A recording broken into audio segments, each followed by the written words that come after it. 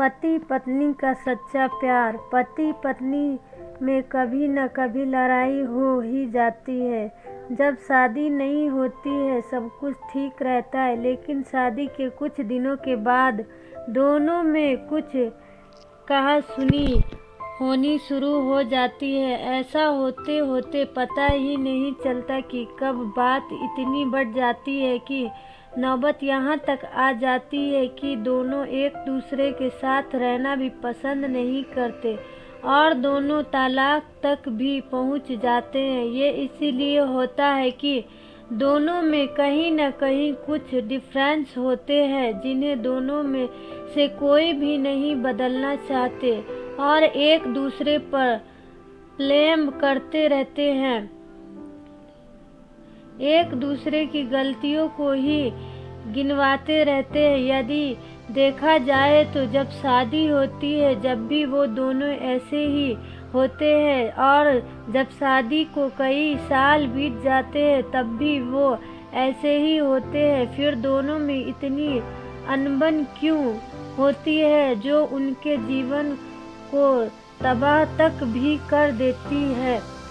सबसे बड़ी बात यह है कि जब शादी नहीं होती है तो दोनों एक दूसरे के द्वारा बिताए खुशी के लम्हे को ज़्यादा सोचते हैं, इसीलिए दोनों में एक नया रिश्ता सा बना रहता है। लेकिन जैसे ही शादी पुरानी होती जाती है दोनों के ऊपर कुछ अलग अलग जिम्मेदारियां आ जाती है जिनसे वे दोनों अपने जीवन के सुंदर पलों को भूल जाते हैं और फिर ज़्यादा दूरियां आ जाती है। इसीलिए आपके भी अपने जीवन साथी के साथ बहुत सी यादें होगी जो आपके जीवन की शायद सबसे सुंदर यादें हो।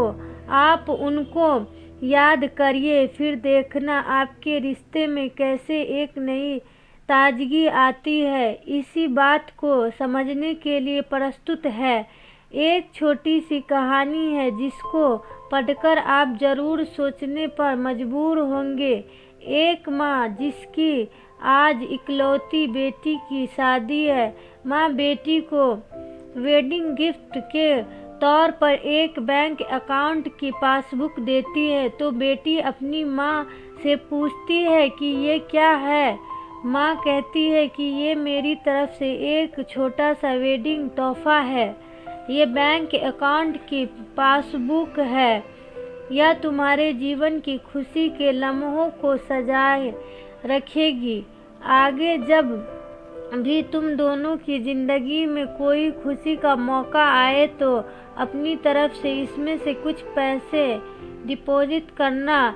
जितनी बड़ी खुशी उतनी ज़्यादा रकम और उसके आगे लिख भी देना कि आज ये खुशी का मौका है, इसीलिए इतने पैसे जमा किए हैं। आज मेरी बेटी की शादी है तो मेरे लिए भी खुशी का दिन है कि इसीलिए मैंने भी इसमें 1000 रुपये भी डिपॉजिट करा दिए हैं और आगे डिस्क्रिप्शन में लिखा भी दिया है कि आज मेरी बेटी की शादी है, इसीलिए मैं 1000 रुपये इसमें जमा करती हूँ। बेटी को अपनी माँ का दिया गिफ्ट बहुत प्यारा लगा। बेटी ने घर जाने के बाद जब यह बात अपने पति से की तो पति को भी यही चीज़ बहुत अच्छी लगी और कहने लगा कि ये तो बहुत अच्छा तरीका है अपने जीवन के खुशी के लम्हों को फिर से याद करने का। दोनों अब इंतज़ार ही कर रहे थे कि अब इसमें अगला डिपॉजिट हो। दोनों नए नए बहाने ढूंढते थे पैसे जमा करने के कभी कि आज हम बाहर खाना खाने, इसीलिए 300 रुपया। आज पहली बार शॉपिंग करने गए इसीलिए 500 रुपये। आज हस्बैंड का जन्मदिन है 800 रुपये। आज वाइफ का जन्मदिन है इसीलिए 800 रुपये। ऐसे करते करते उसमें इंटरेस्ट भी बढ़ती गई और अमाउंट भी और उसमें काफ़ी पैसे इकट्ठे हो गए। शादी को कई साल बीत जाने के बाद दोनों में कुछ दूरियां बढ़ने लगी। दोनों में छोटी मोटी नोक झोंक होनी शुरू हो गई थी। फिर कुछ दिनों के बाद झगड़े होने लगे। दोनों ने बात करना छोड़ दिया और एक दूसरे से खुश नहीं रहते थे। माँ को अपनी बेटी से मुलाकात किए हुए काफ़ी दिन हो चुके थे, तो एक दिन माँ अपनी बेटी से मिलने के लिए बेटी के घर गई। तो बेटी कहने लगी कि माँ, मैं अब और इस शादी में आगे अपना जीवन नहीं गुजार सकती।